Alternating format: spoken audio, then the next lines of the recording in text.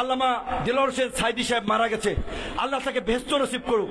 বারবার তার কথা মনে পড়ছে আজকে এই শেখ হাসিনার রেল লাইনের চুক্তি দেখে। তিনি বলেছিলেন 20-25 বছর আগে বলেছিলেন, আমি দেখতে পাচ্ছি বাংলার আকাশে উত্তর গগনে গাঢ় কালো মেঘ করেছে, এমন গাঢ় কালো অমানিসার মেঘ যদি সক্ষম ভাবে মোকাবেলা করতে না পারো, সুবে সাদিক হওয়া অসম্ভব।